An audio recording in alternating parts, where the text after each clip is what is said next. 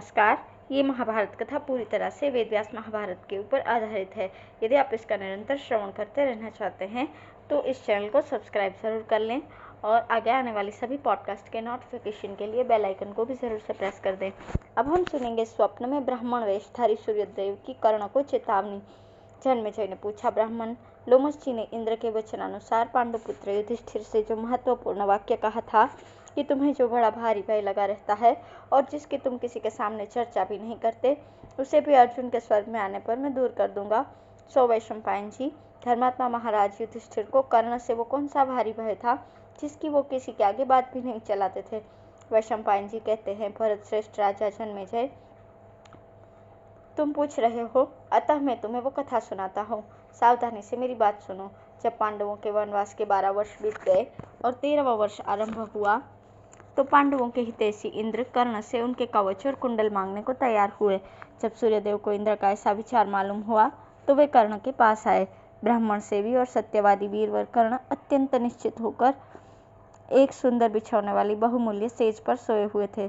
सूर्यदेव पुत्र स्नेहवश अत्यंत दयाद्र होकर वेदवेत्ता ब्राह्मण के रूप में स्वप्नावस्था में उनके सामने आए और उनके हित के लिए समझाते हुए इस प्रकार कहने लगे, सत्यवादियों में श्रेष्ठ महाबाहु कर्ण, मैं स्नेहवश तुम्हारे परम हित की बात कहता हूँ, उस पर ध्यान दो। देखो, पांडवों का हित करने की इच्छा से देवराज इंद्र ब्राह्मण के रूप में तुम्हारे पास कवच और कुंडल मांगने के लिए आएंगे। वे तुम्हारे स्वभाव को जानते हैं तथा सारे संसार को तुम्हारे इस नियम का पता है कि किसी सत्पुरुष के मांगने पर तुम उसकी अभिष्ट वस्तु दे देते हो और स्वयं कभी किसी से कुछ नहीं मांगते, किंतु यदि तुम अपने जन्म के साथ ही उत्पन्न हुए इन कवच और कुंडलों को दे दोगे तो तुम्हारी आयु क्षीण हो जाएगी और तुम्हारे ऊपर मृत्यु का अधिकार हो जाएगा। तुम सच मानो, जब तक तुम्हारे पास ये कवच और कुंडल रहेंगे तुम्हें युद्ध में कोई भी शत्रु नहीं मार सकता। ये रत्नमय कवच कुंडल अमृत से उत्पन्न हुए हैं, इसलिए यदि तुम्हें प्राण प्यारे हैं तो इनकी अवश्य रक्षा करनी चाहिए। कर्ण ने पूछा, भगवान, आप मेरे प्रति अत्यंत स्नेह दिखाते हुए मुझे उपदेश कर रहे हैं, यदि इच्छा हो तो बताइए, इस ब्राह्मण वेश में आप हैं कौन? ब्राह्मण ने कहा, है तात, मैं सूर्य हूँ। मैं स्नेहवश ही तुम्हें ऐसी सम्मति दे रहा हूँ, तुम मेरी बात मानकर ऐसा ही करो, इसी में तुम्हारा विशेष कल्याण है। कर्ण बोले, जब स्वयं भगवान भास्कर ही मुझे मेरे हित की इच्छा से उपदेश कर रहे हैं तो मेरा परम कल्याण तो निश्चित ही है, किंतु आप मेरी ये प्रार्थना सुनने की कृपा करें।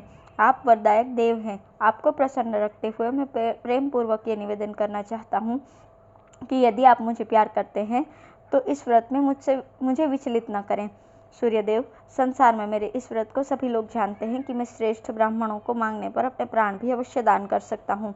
यदि देव श्रेष्ठ इंद्र पांडवों के हित के लिए ब्राह्मण का वेश धारण करके मेरे पास भिक्षा मांगने के लिए आएंगे तो मैं उन्हें अपने ये दिव्य कवच और कुंडल अवश्य दे दूंगा। इससे तीनों लोकों में जो मेरा नाम हो रहा है उसे बट्टा नहीं लगेगा। मेरे जैसे लोगों को यश की ही रक्षा करनी चाहिए, प्राणों की नहीं। संसार में यशस्वी होकर ही मरना चाहिए। सूर्य ने कहा, कर्ण, तुम देवताओं की गुप्त बातें नहीं जान सकते, इसलिए इसमें जो रहस्य है वह मैं तुम्हें नहीं बताना चाहता। समय आने पर तुम्हें वो स्वयं ही मालूम हो जाएगा, किंतु मैं तुमसे फिर भी कहता हूँ कि तुम मांगने पर भी इंद्र को अपने कुंडल मत देना, क्योंकि इन कुंडलों से युक्त रहने पर तो अर्जुन और उसका सखा स्वयं इंद्र भी तुम्हें युद्ध में नहीं परास्त कर सकता। इसलिए यदि तुम अर्जुन को जीतना चाहते हो तो ये दिव्य कुंडल इंद्र को कदापि न देना। कर्ण ने कहा, सूर्यदेव, आपके प्रति मेरी जैसी भक्ति है वो आप जानते ही हैं, तथा ये बात भी आपसे छिपी नहीं है कि मेरे लिए अदेय कुछ भी नहीं है।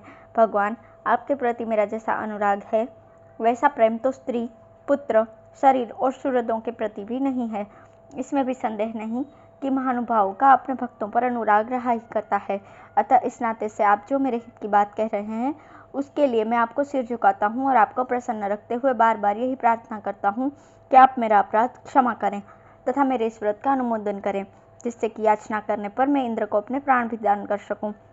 सूर्य बोले, अच्छा, यदि तुम अपने ये दिव्य कवच और कुंडल दो ही तो अपनी विजय के लिए उनसे ये प्रार्थना करना कि देवराज, आप मुझे अपने शत्रुओं का संहार करने वाली अमोघ शक्ति दीजिए, तब मैं आपको कवच और कुंडल दूंगा। महाबाहो, इंद्र की वो शक्ति बड़ी प्रबल है, जब तक वो सैकड़ों हजारों शत्रुओं का संहार नहीं कर लेती तब तक छोड़ने वाले के हाथ में लौट कर नहीं आती। ऐसा कहकर भगवान सूर्य अंतर्ध्यान हो गए। दूसरे दिन जब समाप्त करने के अंतर कर्ण ने वे सब बातें सूर्य नारायण से कही। उन्हें सुनकर भगवान भास्कर ने मुस्कुराकर कहा, ये कोरा स्वप्न नहीं है, सब सच्ची घटना है। तब कर्ण भी उन बातों को ठीक समझकर शक्ति पाने की इच्छा से इंद्र की प्रतीक्षा करने लगे। अब है कर्ण की जन्म कथा, कुंती की ब्राह्मण सेवा और वर प्राप्ति। जन्मेजय ने पूछा, मुनिवर, सूर्यदेव ने जो गुह्य बात कर्ण को नहीं बताई वो क्या थी, तथा कर्ण के पास जो कवच और कुंडल थे वे कैसे थे और उसे कहाँ से प्राप्त हुए थे? तपोधन, ये सब बातें मैं सुनना चाहता हूँ, कृपया वर्णन कीजिए। वैशंपायन जी बोले, राजन, मैं तुम्हें वो सूर्यदेव की गुह्य बात बताता हूँ और यह भी सुनाता हूँ कि वह कवच और कुंडल कैसे थे। पुरानी बात है, एक बार राजा कुंती भोज के पास एक महान तेजस्वी ब्राह्मण आया। उसका शरीर बहुत ऊंचा था तथा मूछ, दाढ़ी और सिर के बाल बड़े हुए थे। वो बड़ा ही दर्शनीय और भव्य मूर्ति था तथा हाथ में दंड लिए हुए था। उसका शरीर तेज से दमक रहा था और मधु के समान पिंगल वर्ण था। वाणी मधुर थी तथा तप और स्वाध्याय ही उसके आभूषण थे। उन ब्राह्मण देवता ने राजा से कहा, राजन, मैं आपके घर भिक्षा मांगने के लिए आया हूँ, किंतु आपको या आपके सेवकों को मेरा कोई अपराध नहीं करना होगा। यदि आपकी रुचि हो तो इस प्रकार मैं आपके यहाँ रहूँगा और इच्छानुसार आता जाता रहूँगा। तब राजा कुंती भोज ने प्रेम पूर्वक उनसे कहा, महामते, मेरी प्रथा नाम की एक कन्या है। वो बड़ी सुशीला, सदाचारिणी, संयमशिला और भक्तिमती है। वही पूजा और सत्कार पूर्वक आपकी सेवा किया करेगी। उसके शील सदाचार से आपको स्वयं अवश्य संतोष होगा। ऐसा कहकर राजा ने विधिवत ब्राह्मण देवता का सत्कार किया और विशाल नयना प्रथा के पास जाकर कहा, बेटी, ये महाभाग ब्राह्मण देवता हमारे यहाँ ठहरना चाहते हैं और मैंने तुझ पर पूरा भरोसा रखकर इनकी बात स्वीकार कर ली है। अतः किसी भी प्रकार मेरी बात को झूठी मत होने देना। ये जो कुछ मांगे वही चीज़ बिना अन्न खाए देती रहना। ब्राह्मण परम तेजोरूप और परम तपस्वरूप होता है। ब्राह्मणों को नमस्कार करने से ही सूर्यदेव आकाश में प्रकाशित होते हैं। बेटी, उन ब्राह्मण देवता की परिचर्या का भार ही इस समय में तुझे सौंपा जा रहा है। तू नियम पूर्वक नित्य प्रति इनकी सेवा करती रहना। पुत्री, मैं जानता हूँ कि तेरा बचपन से ही ब्राह्मणों के, गुरुजनों के, बंधुओं के, सेवकों के, मित्र संबंधी और माताओं के तथा मेरे प्रति सब प्रकार आदरयुक्त बर्ताव रहा है। इस नगर में अथवा अंतःपुर में ऐसा कोई पुरुष जान नहीं पड़ता जो तुझसे असंतुष्ट हो। तू वृष्णिवंश में उत्पन्न हुई सूरसेन की लाडली कन्या है।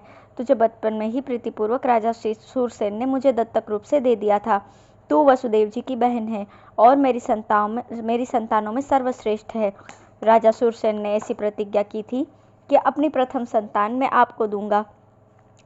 उस प्रतिज्ञा के अनुसार ही उनके देने से तू मेरी पुत्री हुई है।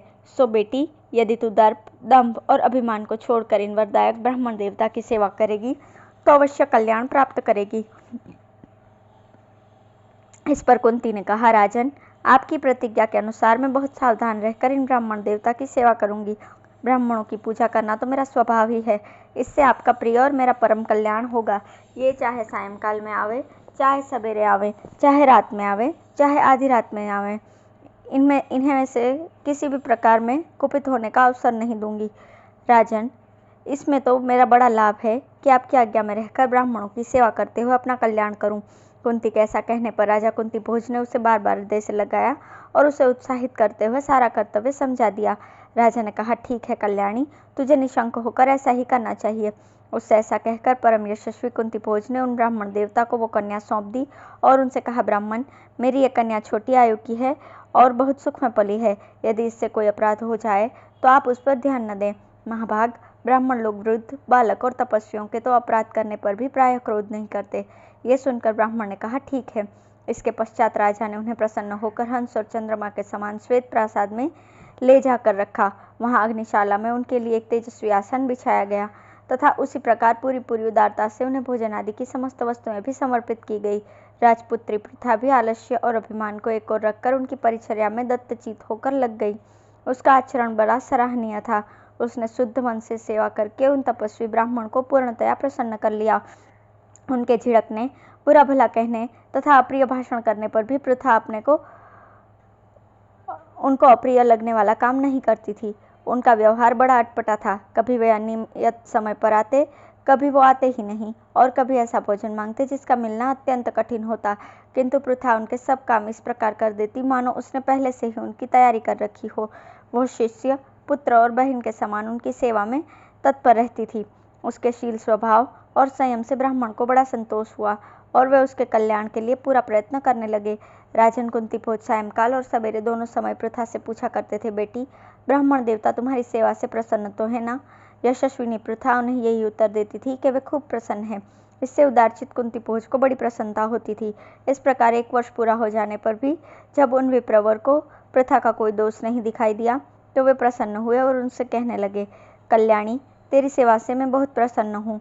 तू मुझसे ऐसे वर मांग जो इस लोक में मनुष्यों के लिए दुर्लभ है।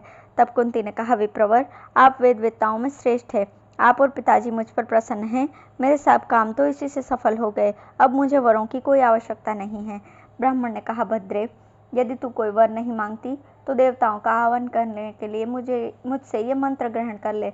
इस मंत्र से तू जिस देवता का आवाहन करेगी वही तेरे अधीन हो जाएगा। उसकी इच्छा हो अथवा न हो, इस मंत्र के प्रभाव से वो शांत होकर सेवक के समान तेरे आगे विनीत हो जाएगा। ब्राह्मण देवता के ऐसा कहने पर अनिंदिता पृथा श्राप के भय से दूसरी बार उनसे मना नहीं कर सकी।